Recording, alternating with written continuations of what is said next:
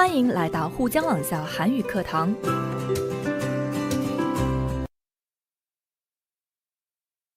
안녕하세요, 여러분. 오늘도 한국어로 이야기해 볼까요? 과제 1. 말하기. 다음은 강릉 단오제에 대한 이야기입니다. 여러분도 다녀온 축제에 대해 쓰고 보기와 같이 이야기해 보십시오. 보기를 볼까요? 어디에 다녀왔나요? 아, 강릉 단오제에 갔다 왔군요. 강릉 단오제는 어디에서 열렸나요? 네, 강릉에서 열렸어요. 여러분, 강릉은 한국의 도시 이름입니다. 그럼 강릉은 어디에 있을까요? 자, 같이 지도를 한번 볼까요? 여러분, 서울을 찾으셨나요? 서울에서부터 고속버스로 3시간 반 정도 걸리는 거리에 강릉이라는 도시가 있어요. 자, 강릉 단오제는 언제 열리나요? 음력 5월에 열려요. 어떤 볼거리가 있을까요? 제사, 굿, 가면극이 있네요. 강릉 단오제에 가면 어떤 놀이를 할 수 있을까요? 씨름과 그네뛰기를 할 수 있어요. 여러분, 씨름이 뭔가요? 씨름은 두 사람이 힘을 겨루어서 상대를 먼저 땅에 넘어뜨리는 사람이 이기는 한국의 전통 놀이이자 운동 경기예요. 김홍도의 그림에서 보듯이 한국 사람들은 일상생활 가운데서 씨름을 놀이로서 즐겼다는 것을 알 수 있어요. 물론 지금은 씨름이 일상적으로 하는 놀이는 아니지만 선생님도 어렸을 때 설날이나 추석 때 씨름을 했던 기억이 있어요. 자, 다음은 그네뛰기. 단오가 되면 젊은 여성들이 그네를 많이 뛰었어요. 그래서 그네뛰기는 단오의 대표적인 놀이라고 할 수 있습니다. 지금도 강릉 단오제에 가면 한복을 입고 그네 타기 체험을 할 수도 있어요. 그리고 여러분, 널뛰기라는 것을 소개해 드리고 싶어요. 사진에서와 같이 두 사람이 뛰면서 노는 것인데요. 예로부터 명절이 되거나 축제날이 되면 씨름, 그네뛰기와 함께 가장 많이 했던 놀이예요. 자, 그럼 그 외에는 또 어떤 것이 있었나요? 창포물에 머리 감기. 여러분, 창포가 뭔지 아세요? 자, 사진에서와 같이 이게 바로 창포입니다. 창포물에 머리를 감기 위해서 창포를 넣고 끓여서 그 물로 머리를 감아요.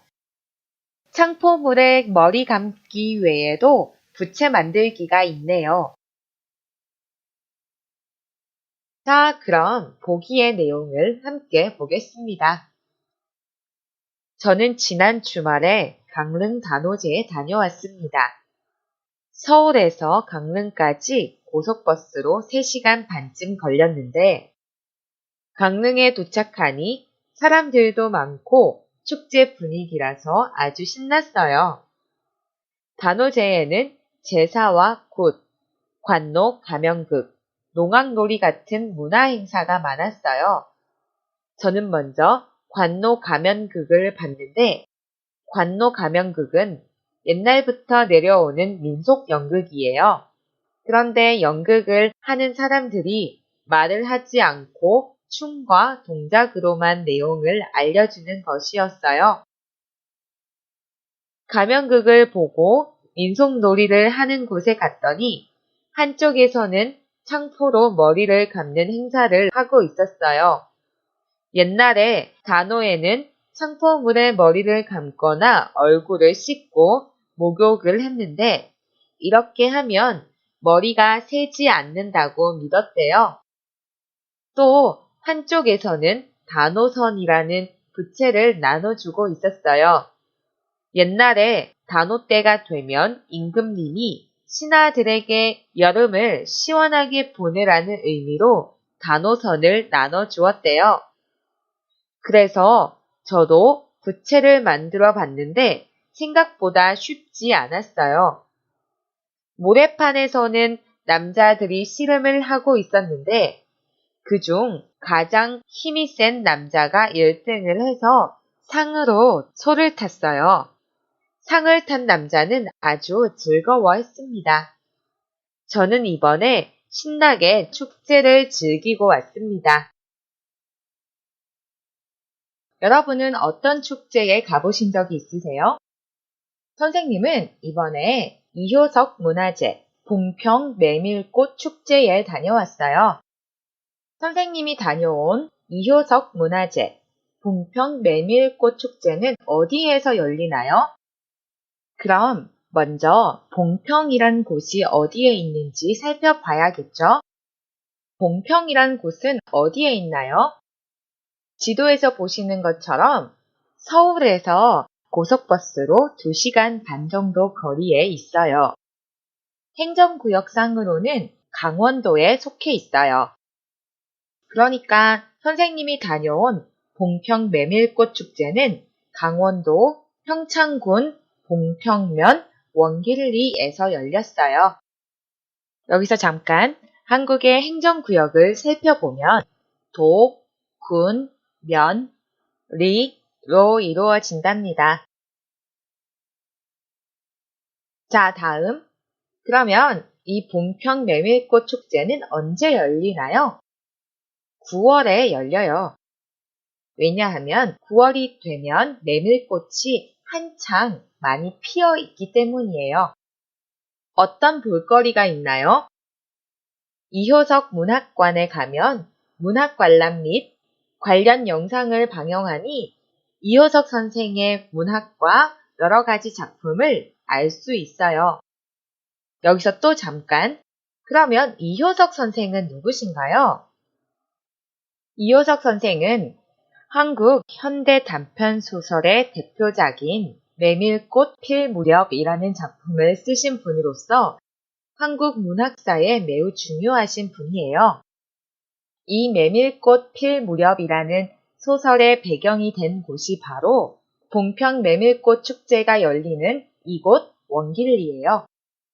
기회가 되면 여러분께 한국 문학에 대해서도 소개시켜 드리고 싶네요. 자, 다음으로 넘어갈게요. 또 어떤 볼거리가 있나요? 이 축제가 열리는 곳은 온통 메밀꽃밭이에요. 여러분, 사진을 한번 보세요. 너무 아름답죠? 저녁에도 조명이 꺼지지 않아 매우 낭만적인 분위기를 경험하실 수 있어요. 정말 다른 세상에 간 것 같아요. 꼭 한번 가보세요. 또 어떤 볼거리가 있을까요? 여러 민속 공연도 보실 수 있어요.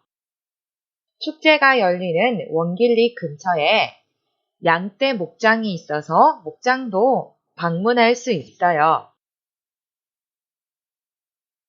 또 어떤 놀이가 있나요? 이곳에서 열리는 여러 민속 놀이를 체험할 수 있고 보물찾기도 할 수 있답니다. 그리고 메밀꽃밭에서 나귀도 탈 수 있습니다. 그 외에 메밀꽃을 이용한 음식을 만들 수 있고 전통 음식 맛보기 행사에서 지금껏 먹어보지 못한 여러 가지 전통 음식도 맛볼 수 있습니다. 그리고 이효석 선생 생가에도 갈 수 있습니다. 그럼 보기와 같이 한번 이야기해 볼게요. 저는 지난 주말에 봉평 메밀꽃 축제에 다녀왔습니다. 서울에서 봉평까지 고속버스로 2시간 반 정도 걸렸는데 봉평에 도착하니 메밀꽃이 많이 피어 있어서 너무 예뻤어요. 봉평 메밀꽃 축제는 한국 현대 단편 소설의 대표작인 이효석 선생의 메밀꽃 필 무렵의 작품 배경지인 봉평에서 열렸어요. 책에서 나온 배경을 직접 눈으로 보니 매우 기뻤어요. 저는 먼저 이효석 문학관에 가서 작품에 대한 설명을 듣고 이효석 선생 생가에도 방문했어요. 돌아오는 길에는 메밀꽃밭에서 나귀 타기 체험을 하는데 처음 타보는 거라 너무 재미있었어요. 또 메밀꽃밭을 따라 산책을 했는데 섭다리와 돌다리를 건너면서 본 자연이 너무 아름다웠어요. 그 외에도 메밀로 만든 전통 음식을 먹었고 메밀떡도 직접 만들어 보았어요. 여러 민속놀이도 체험할 수 있어서 좋은 경험을 한 것 같아요. 저는 이번에 신나게 축제를 즐기고 왔습니다. 여러분 어떠세요? 한국에 가시면 봉평 메밀꽃 축제 꼭 한번 가보세요.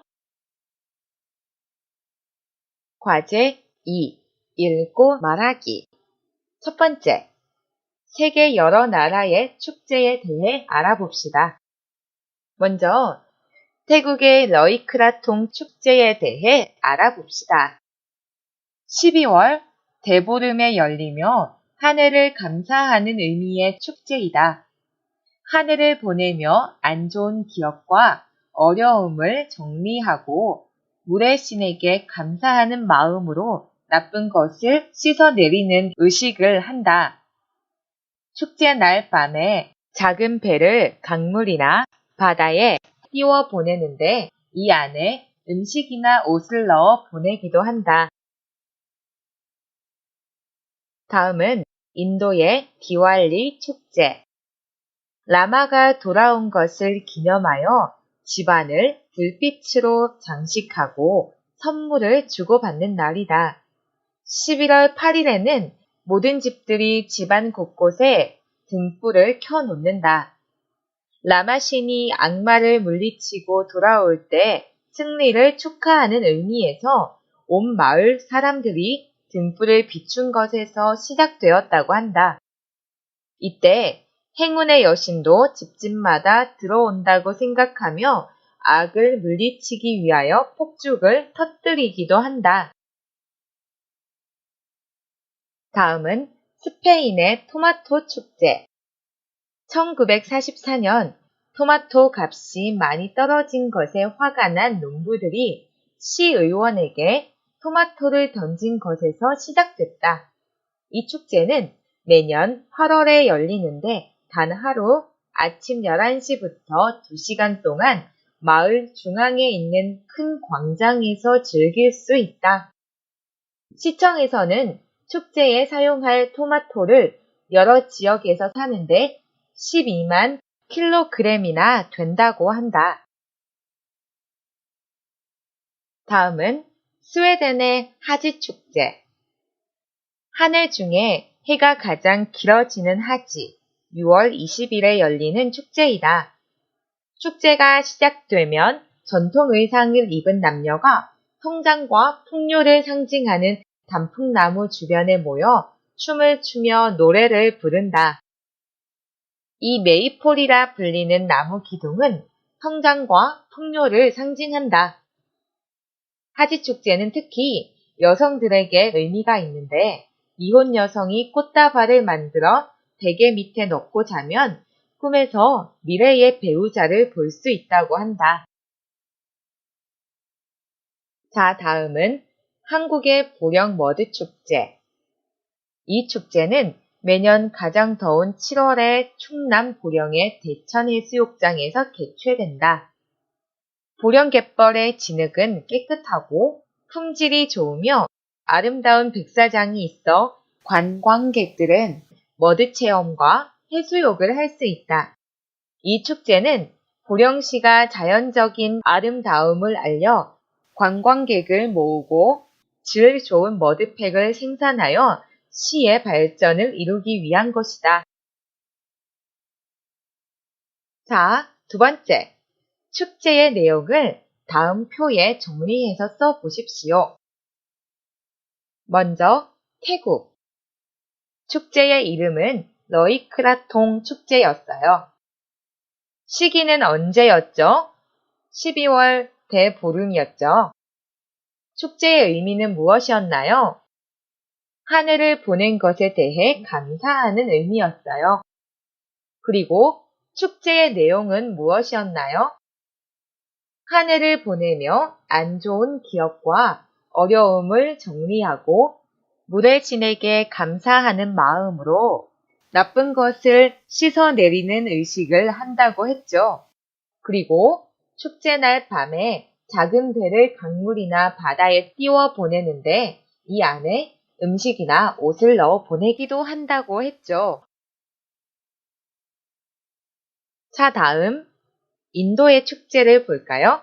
축제의 이름이 뭐였어요? 디왈리 축제였어요. 시기는 언제였죠? 11월 8일이었어요. 축제의 의미는 무엇이었나요? 라마신이 악마를 물리치고 돌아온 것을 축하하고 기념하는 의미였어요. 축제의 내용은 무엇이었나요? 집안을 불빛으로 장식하고 선물을 주고받는다고 했어요. 그리고 악을 물리치기 위해 폭죽을 터뜨리기도 한다고 했어요. 다음은 스페인의 축제를 보겠습니다. 축제의 이름이 무엇이었나요? 토마토 축제였어요. 시기는 언제였죠? 8월이었죠. 축제의 의미가 무엇이었나요? 1944년 토마토 값이 많이 떨어진 것에 화가 난 농부들이 시의원에게 토마토를 던져 시민의 의사를 관철한 것을 기념해요. 축제의 내용은 무엇이었나요? 8월 마지막 수요일에 아침 11시부터 2시간 동안 마을 중앙에 있는 큰 광장에서 수만 명의 사람들에게 토마토를 던지면서 즐겼어요. 자, 다음은 스웨덴. 축제의 이름은 무엇이었나요? 하지 축제이죠. 시기는 언제였나요? 6월이었어요. 한 해 중 해가 가장 길어지는 하지에 열리는 축제였어요. 축제의 의미는 무엇이었나요? 성장과 풍요를 기원하는 의미였어요. 축제의 내용은 무엇이었나요? 전통 의상을 입은 남녀가 단풍나무 주변에 모여 춤을 추며 노래를 부른다고 했어요. 특히 미혼 여성이 꽃다발을 만들어 베개 밑에 넣고 자면 꿈에서 미래의 배우자를 볼 수 있다고 했어요. 자, 마지막. 한국. 축제의 이름이 뭐였나요? 보령 머드 축제였어요. 시기가 언제였나요? 7월이었죠. 축제의 의미는 무엇이었나요? 보령시가 자연적인 아름다움을 알려 관광객을 모으고 질 좋은 머드팩을 생산하여 시의 발전을 이루기 위함이었어요. 축제의 내용은 무엇이었나요? 충남 보령의 대천 해수욕장에서 관광객들은 머드 체험과 해수욕을 할 수 있다고 했어요. 세 번째, 여러분 나라의 축제를 위와 같이 소개하십시오. 여러분, 중국에도 많은 축제가 있지요? 선생님은 중국의 축제에 많이 가보지 못해서 너무 궁금해요. 너무 가보고 싶어요. 여러분도 선생님이 여러분에게 봉평 메밀꽃 축제를 소개한 것처럼 저에게 중국의 축제를 소개해 주세요. 축제에 대한 것들을 많이 이야기했네요. 여러분, 한국에는 많은 축제가 있어요. 한국에 가시면 꼭 여러 축제에 한번 가보세요.